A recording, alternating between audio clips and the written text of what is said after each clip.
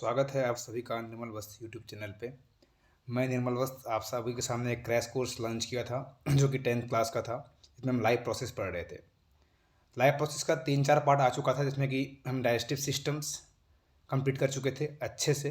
Respiratory system, उसका mechanism of breathing जो कि बहुत इंपॉर्टेंट है, अच्छे से आप देख लीजिएगा, अगर नहीं देखें फिर से देख लीजिएगा, वो बहुत ही इंपॉर्टेंट है, क्लास हमेशा क्वेश्चन में आता है, वो भी कर चुके थे। अब हमारा एक और पार्ट बचा हुआ है, इसमें कि ट्रांसपोर्टेशंस करेंगे और नेक्स्ट पार्ट में एक्सकर्शन करके कंप्लीट करेंगे। इसी तरह से ये क्रैश कोर्स चलते रहेगा। आपका एग्जाम 4 मार्च को है और ये क्रैश कोर्स 1 मार्च से पहले पहले खत्म हो जाएगा, जिसमें कि कंप्लीट साइंस को हम कवर करेंगे with the help of theory and questions practices, ताकि आपका जो बोर्ड का एग्जाम है वो स्मूथली अच्छे से हो सके और आप एक अच्छा मार्क्स अचीव कर सकें 10th में।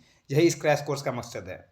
नाम तो क्रैश कोर्स है, लेकिन कंप्लीट सिलेबस कवर किया गया है, वो भी बहुत ही शॉर्ट में। जैसे कि आपको पता होगा कि ये crash course per day 15 minutes video आता है, जिसपे कि आपको 15 मिनट्स में कंप्लीट साइंस का कवरेज कराएंगे और स्मॉल स्मॉल पार्ट में डिवाइड कर दिए, ताकि आपका जो है स्टडी ईजियर हो सके, कम से कम टाइम लगे साइंस में। ठीक है। तो बीच में 2-3 दिन वीडियो इरेगुलर हो गए थे, क्योंकि मेरा भी मेडिकल कॉलेज में एग्जाम चल रहा था, और फिर से हम लोग आ चुके हैं, डेली वीडियो आएगा। और एक आध दिन अगर वीडियो मिस भी हो रहा है तो आपको टेंशन और हेडेक नहीं करना है, क्योंकि ये 4 मार्च को एग्जाम है आपका, तो 1 मार्च से पहले पहले कंप्लीट हो ही जाएगा। टेंशन वाली कोई बात नहीं, पर डे एक ही वीडियो डालेंगे, 15 मिनट्स का काफ़ी है। क्योंकि ये जो क्रैश कोर्स बनाया गया है ना, वो काफ़ी ध्यान रखा गया है कि उतना ही इसमें कवर किया जाए, जिससे आपका बोर्ड अच्छे से हो जाए, बाकी बाद में पढ़ ही लेंगे। चलिए शुरू करते हैं। Transportation and expression. अगर अभी तक आप इस चैनल को सब्सक्राइब नहीं किए हैं तो सब्सक्राइब कीजिए, ताकि आपको अच्छा कंटेंट हमेशा मिलते रहे। ट्रांसपोर्टेशन और एक्सप्रेशन 2 पार्ट बचता है इसमें। आज हम लोग शुरू करेंगे ट्रांसपोर्टेशन। अगर ह्यूमन बींग्स की बात करें तो human beings multi cellular organism होता है, आप जानते हैं ये बात को। और मल्टी सेलुलर ऑर्गेनिज्म है तो उसका जो ट्रांसपोर्टेशन सिस्टम है वो कॉम्प्लेक्स होगा। जो यूनिसेलुलर ऑर्गेनिज्म होता है उसका ट्रांसपोर्टेशन सिस्टम्स बहुत ही सिंपल होता है। तो जो मल्टी सेलुलर ऑर्गेनिज्म है उसको फूड सप्लाई चाहिए और साथ में ऑक्सीजन का सप्लाई चाहिए हर एक सेल्स को। और ह्यूमन बींग्स के अंदर मल्टी सेलुलर ऑर्गेनिज्म होता है तो वो टिश्यू बनाता है, और टिश्यू से क्या बनता है, ऑर्गेन, और ऑर्गेन से ऑर्गन सिस्टम। कई बार 10th के एग्जाम में देखा गया है, 3 मार्क्स में यही पूछ लिया गया कि जो ह्यूमन बॉडी का हेयरची है, हेयरची क्या होता है। तो ईजी है।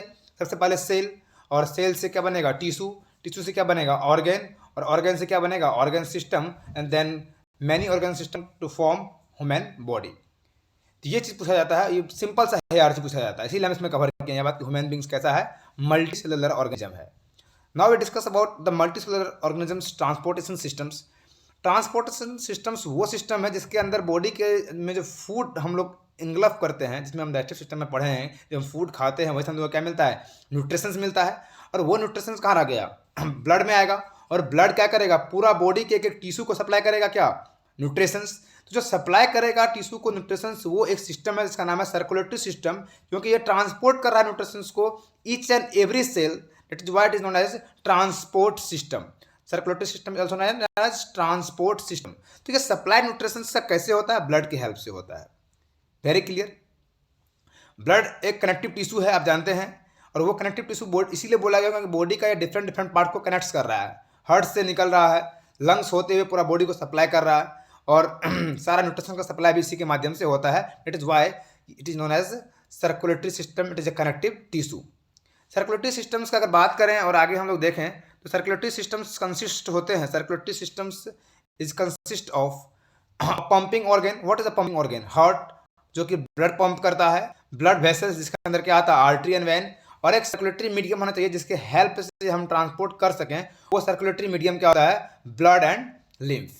हम लोग अब ये देखते हैं कि 3 पार्ट से सर्कुलेटरी सिस्टम बना हुआ है, ये कैसे काम करता है। सबसे पहले हम लोग ये डिस्कस करते हैं कि हार्ट में सर्कुलेशन होता क्या है, इसका पाथवे क्या है। आप जानते हैं कि हमारा बॉडी के अंदर oxygenated as well as deoxygenated blood है। अब ये क्या फंडा है ऑक्सीजनेटेड और डीऑक्सीजनेटेड का, वो हम लोग यहाँ पर क्लियर करते हैं with the help of circulations. ठीक है, थोड़ा ध्यान दीजिएगा, ये पार्ट इजी है, पर अगर आप उसको ज़्यादा इजी में ले लेंगे तो फिर ये समझना थोड़ा सा टफ हो जाएगा। अब अगर देखें हम लोग तो एक बॉडी पार्ट्स होता है जो हमारा बॉडी के अंदर ऑर्गन्स वगैरह है सारा, और एक लंग्स है। यही दोनों का बीच का रिलेशन को समझना होता है अच्छे से। ठीक है, बॉडी के अंदर जितना भी टिश्यू है वो सब क्या करता है, CO2 को रिलीज करता है, और ब्लड उस CO2 को लेता है। तो ये ब्लड कैसा हो गया, डीऑक्सीजनेटेड ब्लड हो गया। ब्लड क्या गेन कर चुका है, CO2। अब ये ब्लड बॉडी का डिफरेंट डिफरेंट पार्ट से डीऑक्सीजनेटेड ब्लड आया, और वो वेना केवा की हेल्प से, वेना केवा के हेल्प से वो क्या कहाँ गया, राइट एट्रियम में गया, किसका, हार्ट का, और फिर राइट एट्रियम से कहाँ गया फिर राइट एट्रियम से राइट वेंट्रिकल्स के पास गया, और राइट वेंट्रिकल्स से वो लंग्स के पास गया। सबसे पहले हमने क्या देखा कि बॉडी का डिफरेंट डिफरेंट पार्ट्स से, डिफरेंट डिफरेंट ऑर्गन से, डिफरेंट डिफरेंट टिश्यू से डीऑक्सीजनेटेड ब्लड को कौन लाया, ब्लड लाया। और ब्लड क्या किया, ब्लड लाने के बाद वो ब्लड जो है वो डीऑक्सीजनेटेड ब्लड कहाँ पे आ गया, हार्ट के अंदर। कहाँ से एंट्री कर रहा है, right atrium, then right atrium से कहाँ पे जाएगा, राइट वेंट्रिकल, और राइट वेंट्रिकल से वो लंग्स के पास जाएगा। और जब ब्लड एक बार लंग्स के पास पहुंच चुका है, तो आप जानते हैं, इससे पहले हम रेस्पिरेशन में डिस्कस कर चुके हैं कि लंग्स वो मीडियम है जहाँ पर एक्सचेंज होता है ऑक्सीजन और CO2 का।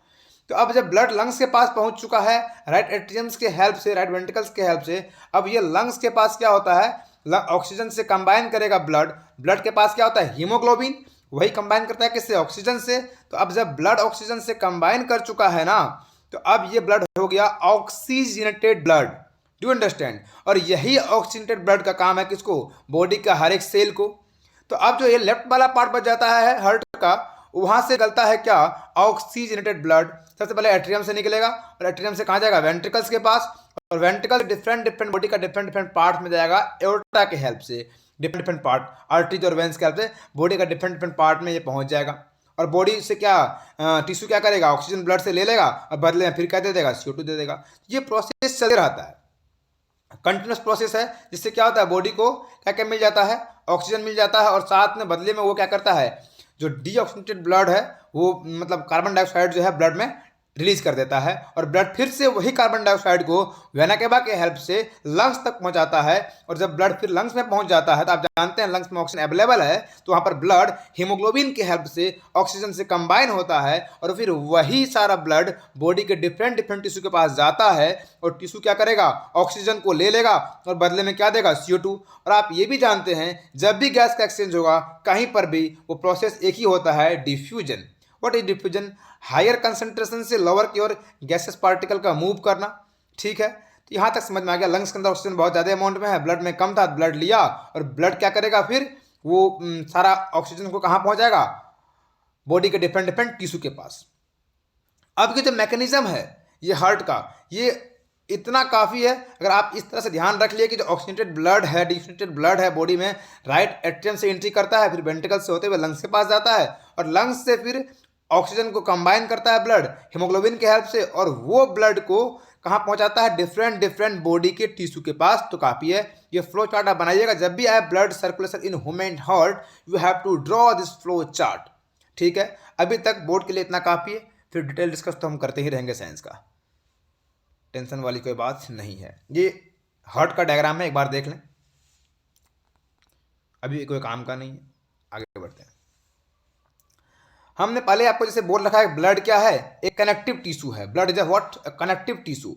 तो कनेक्टिव टिश्यू मतलब ब्लड क्या करता है, बॉडी को कनेक्ट करता है डिफरेंट, जैसे ब्लड का हार्ट से स्टार्ट हुआ पंपिंग, और वो पंपिंग होते हुए पूरा बॉडी के पास सर्कुलेट करता है, टिश्यू के पास पहुंचता है ऑक्सीजन को पहुंचाने के लिए और CO2 को लेने के लिए। तो पूरा बॉडी के पास पहुंच रहा है, पूरा बॉडी को कनेक्ट कर रहा है, it is what is connective tissue. अगर ब्लड में हम लोग देखें तो दो पार्ट होता है, ध्यान से आप ऑब्जर्व करें। एक सॉलिड कंपोनेंट होता है, इसे बोलते हैं ब्लड कॉर्पुलेसिस, और एक लिक्विड पार्ट उसको बोलते हैं ब्लड प्लाज्मा। ब्लड प्लाज्मा और ब्लड का क्या है, कॉर्पुलेसिस है। ब्लड कॉर्पुलेसिस में क्या है, सॉलिड कंपोनेंट है, सॉलिड पार्ट है, और जो लिक्विड है तो लिक्विड ही है। प्लाज्मा में क्या है, लिक्विड है। प्लाज्मा के अंदर आप याद रखना, प्लाज्मा का कंटेंट वेरी वेरी इंपॉर्टेंट, ये 2 नंबर में भी आता है और ऑब्जेक्टिव क्वेश्चन में भी आता है। प्लाज्मा के अंदर 90% क्या होता है, वाटर, और 10% क्या होता है, ऑर्गेनिक सब्सटेंस। ये कंस्टिट्यूएंटी आपको याद रखना है कि प्लाज्मा कंटेंट 90% ऑफ वाटर। कभी ये भी पूछता है कि जो 90% ऑफ वाटर है और 10% क्या ऑर्गेनिक सब्सटेंस होता है। ठीक है, प्लाज्मा प्रोटीन्स में कौन कौन सा आता है ये भी पूछ देता है आपको ऑब्जेक्टिव में। तो कौन कौन सा आता है, एल्बुमिन, ग्लोबुलिन, और कुछ इनऑर्गेनिक मिनरल्स भी होते हैं, ये याद नहीं करना आपको, बस ये कंपोनेंट्स ब्लड प्लाज्मा का याद करना है कि प्लाज्मा में 90% क्या होता है, वाटर, और 10% क्या होता है, organic substances like plasma protein. जैसे कौन सा प्रोटीन, प्लाज्मा प्रोटीन, एल्बुमिन और ग्लोबुलिन। स्मॉल अमाउंट में इनऑर्गेनिक मिनरल्स भी होता है, अगर पूछे तो ध्यान रखिएगा, लेकिन ये कंपोनेंट याद रखना ही रखना है। अब अगर सॉलिड पार्ट में देखें तो RBC है, ब्लड प्लेटलेट्स है, और WBC है, red blood corpuscles, white blood corpuscles and what it is a platelets. ठीक है। आरबीसी का काम होता है कैरीज द रिस्पेक्ट गैसेस, जैसे कि O2 और CO2 गैस को कैरी करना। हीमोग्लोबिन होता है content acid part red blood, इसीलिए बोलते हैं इसको। हीमोग्लोबिन इसके पास होता है और वही हीमोग्लोबिन के पास क्या होता है, एफिनिटी किसका, ऑक्सीजन का और CO2 का। तो ये हीमोग्लोबिन की हेल्प से आरबीसी क्या कर पाता है, डिफरेंट डिफरेंट पार्ट्स में ब्लड जो है ऑक्सीजन को ले छोड़ता है और CO2 को लेता है। जो प्लेटलेट्स है वो ब्लड का क्लॉटिंग करने में हेल्प होता है। जब हम लोग कहीं कट लगता है कुछ टाइम तक ब्लडिंग होता है, बाद में अपने आप एक बन जाता है थक्का सा और ब्लड का क्लॉटिंग रुक जाता है, तो हम लोग बोलते हैं ये काम किसका है, प्लेटलेट्स का। और जो WBC है ना, व्हाइट ब्लड कॉर्पुलेसेस, ये बॉडी का इम्यूनिटी में काम आता है। जो हम लोग का इम्यून सिस्टम है ना, जो पैथोजेंस के अगेंस्ट लड़ता है, जो हमारा बॉडी को हेल्दी रखने में बहुत ही हेल्प करता है। आप जानते हैं कि 1 per day thousands of pathogens हम लोग का बॉडी पे इनकाउंटर करते हैं, अटैक करते हैं, लेकिन हम फिर भी स्वस्थ रहते हैं। कभी कभी ही बीमार पड़ पाते हैं, क्योंकि हमारा जो बॉडी का एक सिस्टम है, इम्यून सिस्टम, वो ये फंक्शन प्रोवाइड करता है कि वो पैथोजेंस से लड़ता है। तो बॉडी का इम्यूनिटी में मेंटेन करने के लिए WBC होता है, जो कि जर्म सेल्स को इंग्लब करता है। मतलब क्या, जो बैक्टीरिया एंटर किया, WBC उसको अपने अंदर ले लेता है और अंदर लेने के बाद उसको तोड़ मोड़ के बाहर फेंक देता है, ताकि हम लोग उससे पैथोजन से बच सकें। ये ब्लड का कंपोनेंट था। एज इट इज ऐसे पूछता है तो आप एज इट इज ऐसे फ्लो डायग्राम बना के समझा दें तो आपका काम आसान हो जाएगा।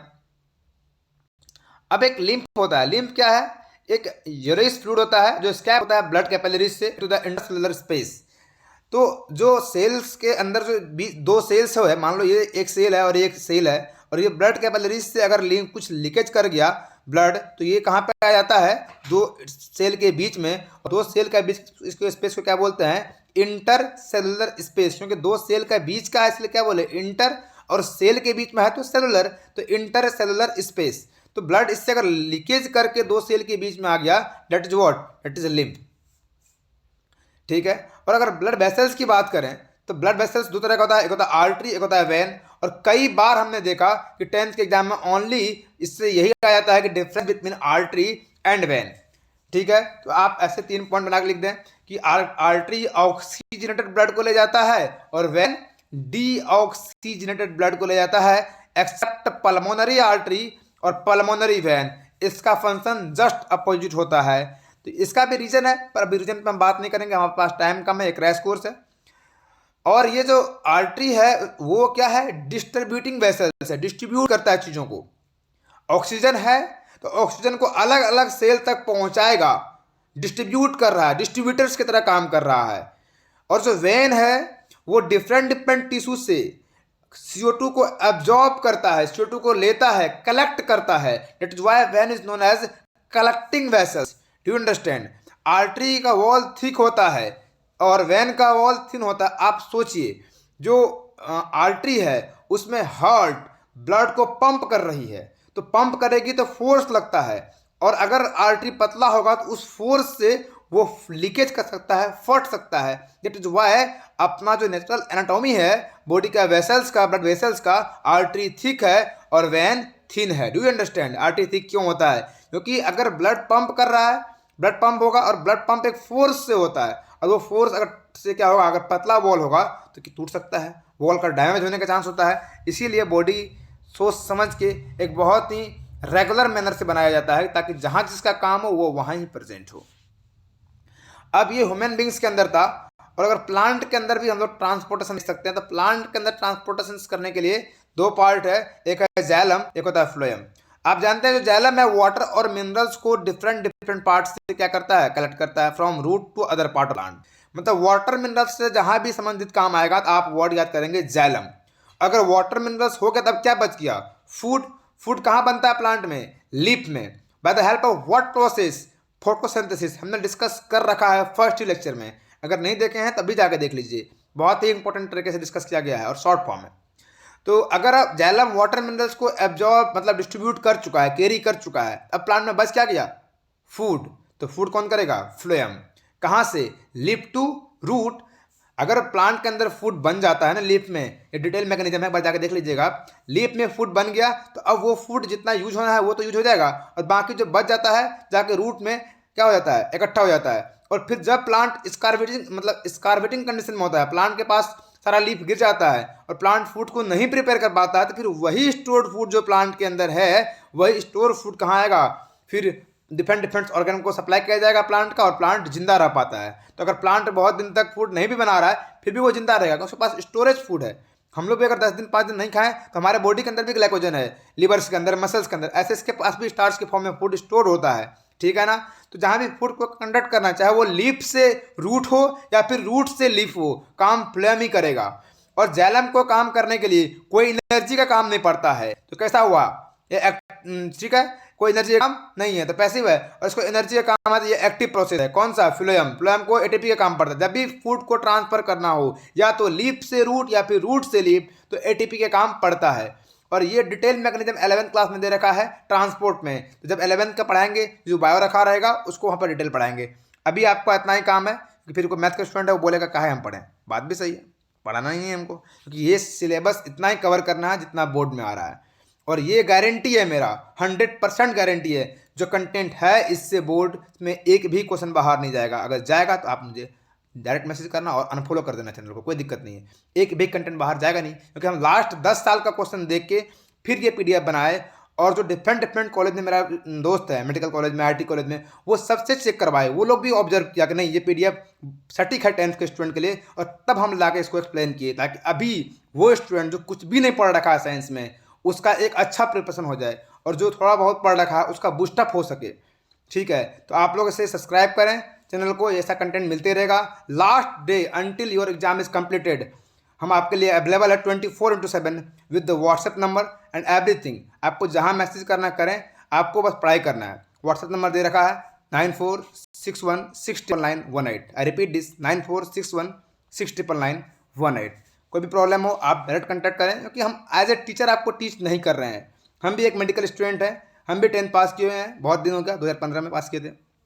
तो खैर, आपका जो भी दिक्कत है उसको हम समझ सकते हैं। आप मैसेज करें, फ़ोन करें, जैसे भी प्रॉब्लम हो आप ज़रूर कांटेक्ट करें, ताकि आपका बोर्ड अच्छा हो। 10th का बोर्ड अच्छा होगा, उस पर सारा का सारा सिस्टम डिपेंड होता है। इन जनरल अगर देखें तो 10th का बोर्ड से बहुत फर्क नहीं पड़ता है किसी भी चीज़ पे, लेकिन जो आपका कम्युनिटी है, जहाँ आप रहते हैं, वहाँ यही रिजल्ट काम आता है। भले बाद में आप मेडिकल निकाले, आईटी निकाले, वो सेकेंडरी चीज़ है, लेकिन फर्स्ट आपका 10th का रिजल्ट ही देखा जाता है। हाँ, आपके करियर पे बहुत इम्पैक्ट नहीं पड़ता है, लेकिन जो आपका पेरेंट्स भी है वो भी आपको कहाँ भेजेंगे पढ़ने के लिए, आप कहाँ पढ़ने जाना चाहते हैं, मेडिकल, आईटी, कोटा, जहाँ भी आप पढ़ने जाते हैं। हम भी कोटा में पढ़ने गए थे, तो 10th के रिजल्ट के बेस पे ही पढ़ने गए थे। तो ऐसा ही होता है, वो देख के आदमी कुछ, आप जहाँ बोलेंगे वहाँ आपको पेरेंट्स भेज देते हैं, फिर आपको उतना एफर्ट्स नहीं करना पड़ता कि हमको यहाँ जाना है, वहाँ जाना है। और ये भी सत्य है, ऐसा जरूरी नहीं कि जो 10th में बहुत ज़्यादा अच्छा नंबर ला लिया वही मेडिकल आईटी कर पाता है, ऐसा भी कोई जरूरी नहीं। जो एवरेज भी है 70% 60% भी ला के चाहता है कि हम मेडिकल आईटी कर सकते हैं, ज़रूर करेगा। तो 10th के बाद भी जिसको मेडिकल और आईटी, खास करके मेडिकल में इंटरेस्ट है, उसके लिए भी 11-12 का कंटेंट ये चैनल पे भी आएगा, और भी हम चैनल बनाएंगे वहाँ पर भी आएगा। आप जुड़े रहिए, आपको निफिक्र होकर पढ़ना है, और इंडिया का टॉप मेडिकल कॉलेज का जो ट्यूटर्स है वो भी यहाँ पढ़ाएंगे, ये भी गारंटी है मेरा, क्योंकि मेरा बहुत सारा फ्रेंड्स है जो अलग अलग मेडिकल कॉलेज में पढ़ रहा है, और उसका भी जो इंटरव्यू वगैरह है वो भी इस पर आएगा। वो भी आपको बताएंगे आगे कि आखिर कैसे पढ़ना है, ताकि आपका मेडिकल, आईटी वगैरह क्रैक हो सके। ठीक है, अभी फिलहाल आपको फोकस करना है 10th का बोर्ड पे, ये आप अच्छे से कीजिए। इसीलिए हम पहले 10th का ही कंटेंट शुरू किए, क्योंकि जब 10th का बोर्ड आपका अच्छा होगा तभी आप आगे और भी फर्दर अच्छे से असिस्ट कर पाएंगे। और जिसको बहुत ही दिक्कत है, आप व्हाट्सएप पर डायरेक्ट कॉन्टैक्ट करें। ठीक है, अभी के लिए इतना ही।